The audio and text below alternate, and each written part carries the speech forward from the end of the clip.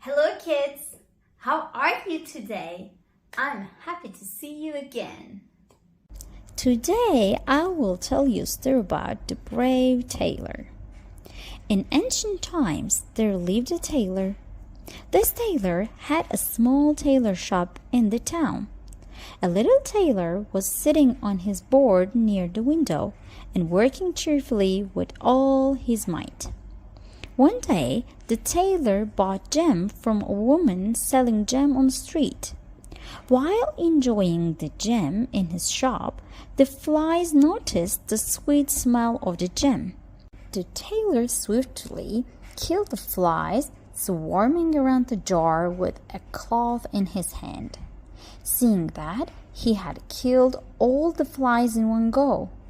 The tailor counted them and found out that he killed 7 flies. Upon this, he exclaimed, "Whoa, what a tough guy I am! I killed all 7 of them in one shot. Everyone should know about my bravery."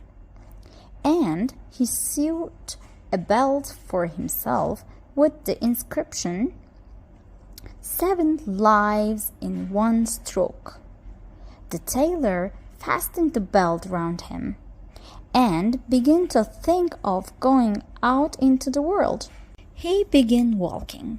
While he was walking, he looked about in all houses for something that it would be useful to take with him, and he found an old cheese which he put in his pocket. Outside the door, he noticed the bird had got caught in the bushes. So he took that and put it in his pocket with the cheese, and he kept walking. The way led over a mountain, and when he reached the topmost peak, he saw a terrible giant sitting there. The tailor went bravely up to him, called out to him, and asked, "Have a good day. There you sit looking over the wide world. I am on the way thither to seek my fortune. Have you a fancy to go with me?" The giant looked at the tailor contemptuously and said, "You little rascal, you miserable fellow." "That may be," answered the little tailor, and he showed the giant his belt. "You can read there whether I am a man or not." The giant read, 7 at one stroke, and thinking it meant man that the tailor had killed, felt at once more respect for the little fellow. But he wanted to prove his strength. He took a stone and squeezed it so hard that water came out. "No, you can do that," said the giant. "That is, if you have the strength for it." "That's not much," said the little tailor. "I call that play." And he put his hand in his pocket and took out the cheese and squeezed it, so that the whey ran out of it. "Well," said he, "what do you think of that?" The giant did not know what to say, for he could not have believed it of the little man. Then the giant took up a stone and threw it so high that it was nearly out of sight. "No, little fellow, suppose you do that." "Ha, well thrown," said the tailor. But the stone fell back to earth again. "I will throw you one that will never come back." So he took out the bird from his pocket and threw it into the air. And the bird, when it found itself at liberty, took wing, flew off, and returned no more. "What do you think of that, comrade?" asked the tailor. "There is no doubt that you can throw. That is excellent job.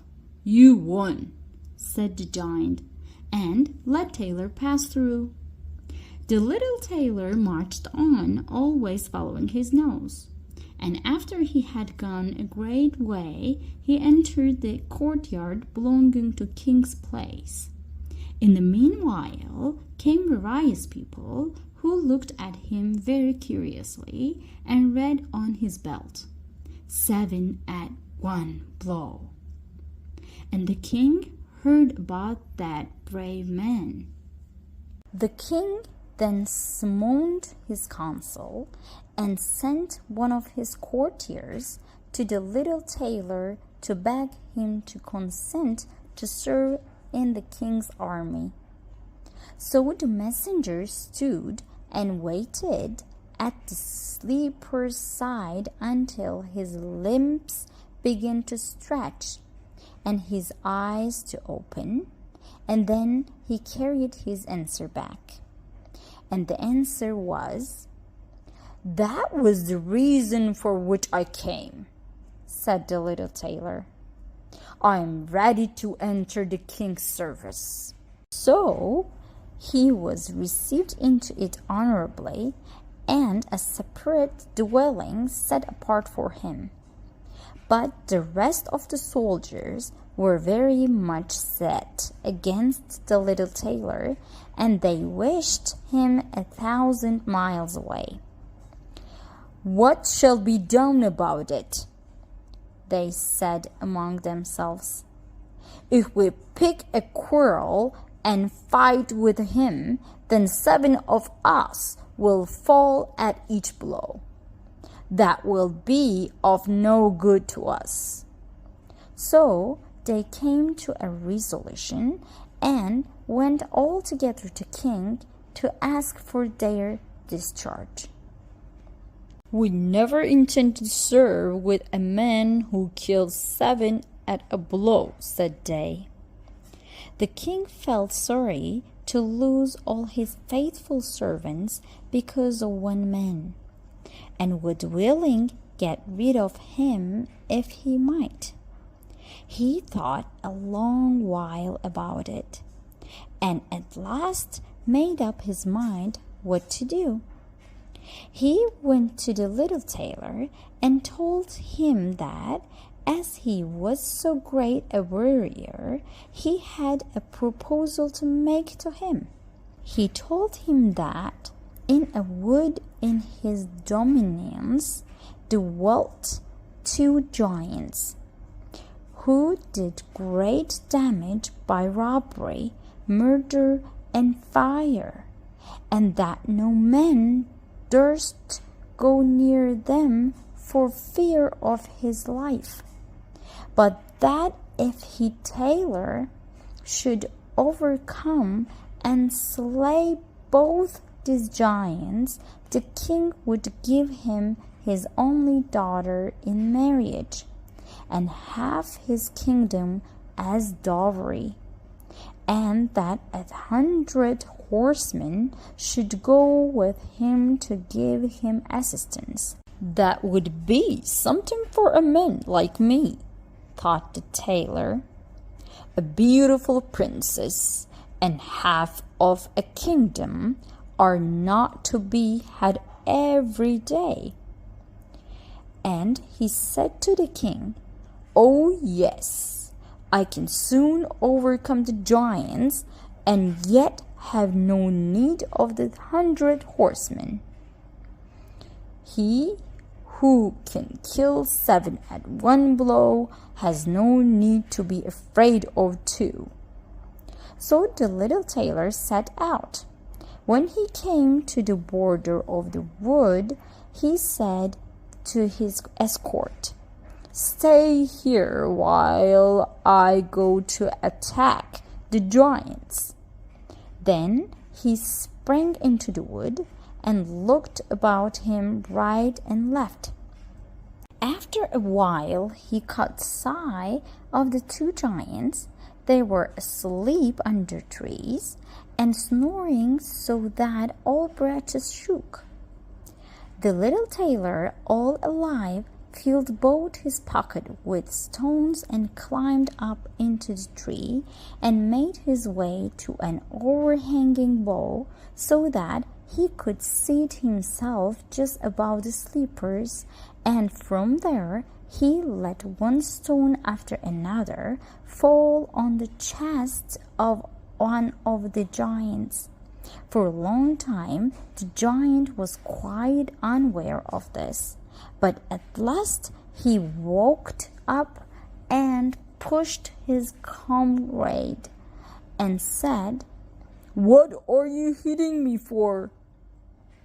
"You're dreaming," said the other. "I'm not touching you." And they composed themselves again to sleep, and the tailor let fall a stone on the other giant. "What can that be?" cried he. "What are you casting at me?" "I am casting nothing at you," answered the first, grumbling. They disputed about it for a while, but as they were tired, they gave it up at last, and their eyes closed once more. Then the little tailor began his game anew, picked out a heavier stone, and threw it down with force upon the first giant's chest. "This is too much," cried he, and sprang up like a madman and struck his companion such a blow that the tree shook above them. The other paid him back with ready coin, and they fought with such fury that they tore up trees by their roots to use for weapons against each other, so that at last both of them lay dead upon the ground. And now the little tailor got down. "Another piece of luck," said the tailor. Then he went back to the horseman and said, "The deed is done. I have made an end for both of them." The tailor then claimed the promised boon, but the king repented him for his offer, and he sought again how to rid himself of the hero. "Before you can possess my daughter and half of my kingdom, you must perform another heroic act. In the wood lives a wood boar who does great damage. You must win him," said the king.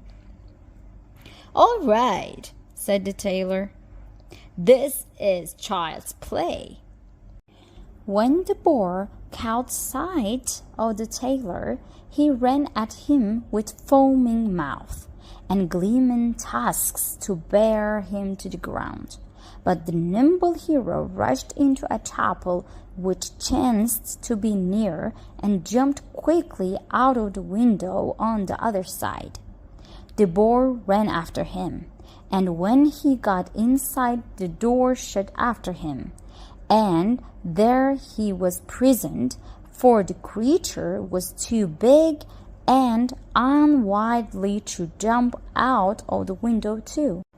Then the little tailor called the huntsmen that they might see the prisoner with their own eyes, and then he betook himself to the king, who now, whether he liked it or not, was obligated to fulfill his promise and give him his daughter and half of the kingdom. But if he had known that the great warrior was only a little tailor, he would have taken it still more to heart. So the wedding was celebrated with great splendor and joy, and the little tailor all his lifetime remained a king. Okay, kids, that's all for today. Please don't forget to subscribe my channel and like my video. See you next time. Bye bye.